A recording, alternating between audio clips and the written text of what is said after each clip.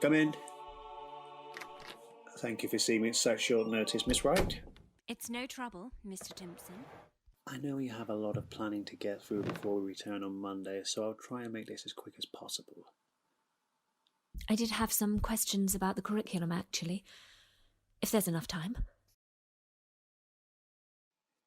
We have an inset day coming up, and we'll be discussing all matters relating to the curriculum with staff on the day. Of course. I've read your file. Your record speaks for itself. I've always believed that to get the best out of children, you have to be firm and kind, as opposed to kind and firm. Go on. If you're too nice, they'll take advantage. You don't have to rule with fear. But there need to be boundaries. If you set those boundaries first, everything else will follow. In spite of your record, you took a lot of days off last year. My mother, she became quite ill. Cancer. There was no one else. No brothers or sisters. It was just me. It was always just me. I'm sorry for your loss. Don't be. She was never good to me. I sometimes think that I only stayed because there was nowhere else to go. But this place, with all its Ofsted inspections and its curriculum changes, has always been my real home. I understand you were quite close to Mr. Barker as well before the, He was a good friend. And a wonderful head teacher, I'm led to believe. It's nearly been a whole year, and his name still hangs on the door outside your office. The new caretaker's just ordered a new one. It'll be up first thing on Monday morning. As I'm sure you're aware, the harvest is fast approaching, and the governors are expecting substantial cuts. This will go towards the upkeep of the school, new supplies, and, of course, the Star Christmas party. I always hoped that this day would never come. But in my heart, I always knew that it would. Did they ever explain the harvest to you? Only in passing, but I've not got around to reading the pamphlet yet. The harvest marks the beginning of a new term and the purification of the school. Those that serve the school give themselves to the governors. It strengthens the spirit of the school. You make it sound so serious. Can I say goodbye to the children first? The governors would rather you didn't. They want a fresh start when the new term arrives. Quite right. They'll be here soon. I'm just in the middle of a meeting at the moment. I'll pick something up on the way home. Yes. I'll see you all when I get home tonight. Love you. Jane, my wife. It's our 6-year anniversary tonight. She's a teacher as well. Well, she's a lecturer, actually. Teaches paranormal psychology. She talks and people write it down. Puts food on the table, I suppose. Not sure she really believes in that sort of thing anymore. But then even if we don't see something, it doesn't mean that it's not happening all around us. I read about the new policy. I don't know when it comes into practice, but I'd like the old way. I'd like them to burn me on the pyre. And I want my ashes to be scattered on the caterpillar garden outside the nursery. I've always liked that spot. I planted a tree there once, but the council ordered us to cut it down on the grounds of health and safety. The stump's still there, though. I'll pass your request on to the governors. Will you watch, Mr. Timpson? It's not really my kind of thing. I might stick around for the start. It all depends whether we can get a babysitter, really. Jane works late sometimes, you see. We don't really know anyone in the area. But it's your job. And I suppose Mr. Barker watched them burn, did he? All of them. Good colleagues. All good friends. Mr. Rush, Mrs. Fenton, Miss Jones, Mr. Cain. I could go on. We, got you something. Everyone? It's from Jane and I. There wasn't enough time for everyone to sign.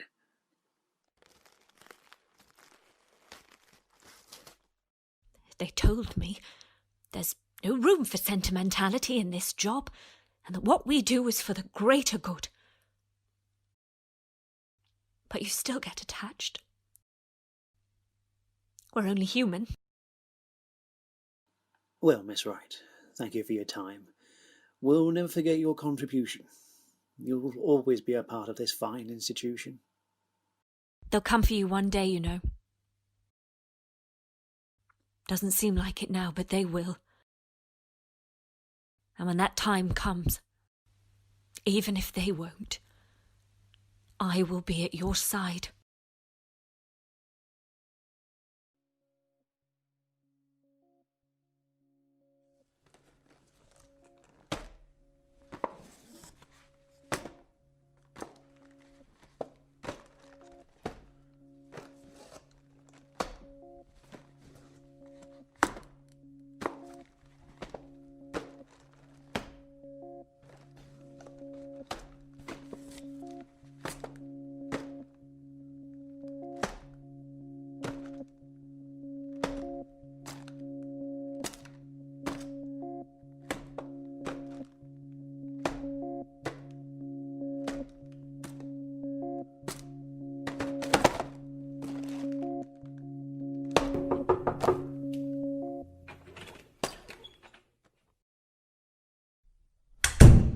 Here, let me get that. Thank you. Stacey, I'm just here until the end of next week. The agency sent me. Work hard, and you'll have a job here for life. What's it like out there? Quiet. Everyone's gone to the pub. You should come. Any word for my children? No messages. And Jane? Probably holidaying with Robert again, no doubt. No word, sorry. Before you go home tonight, can you check the system for the new stationery order? They're late, and we can't have the children working without pencils on the first day of a new term. Already done it. Right, good. Thank you. Anything else? No, thank you. That'll be all.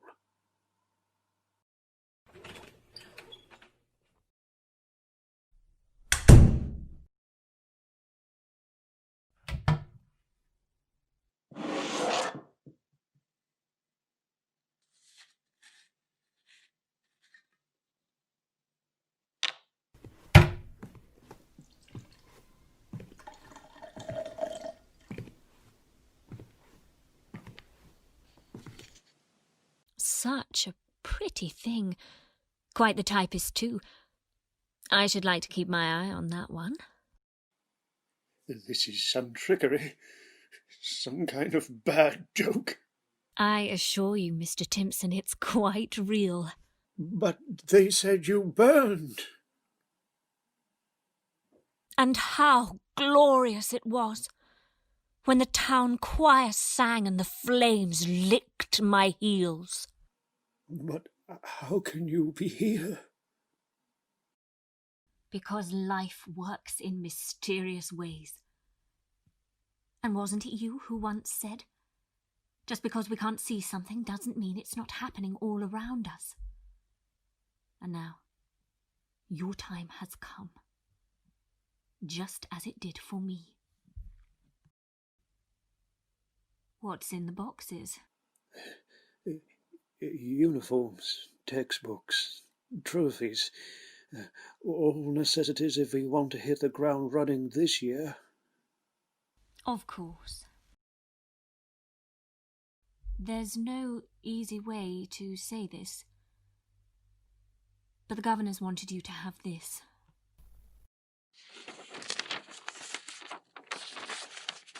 So what are you now, then? Some kind of PA? In a manner of speaking. In the wake of the harvest, the governors decided to reward my loyalty with a new role. A job for life, if you will. And how many people can say that they have one of those these days? I won't do it. I'm not ready. I'll appeal. The decision is final. If I could just speak to them, try to explain. The league tables never lie. Behaviour, discipline, exam results. This school is slipping, crumbling at the seams. Can't someone else take my place? What about Brenda? Or Colin? You think your life holds more value than others at this school? I never said that. But you thought it. The canteen staff, the cleaners, the teaching assistants, they're the one constant here. They offer normality and structure to the children. You're just a face on a wall, another name on a plaque. This isn't fair. The harvest isn't for another 18 months. No, you misunderstand. This is an involuntary redundancy. What have you done? This place will rise again with structure and order. Now, burn with us!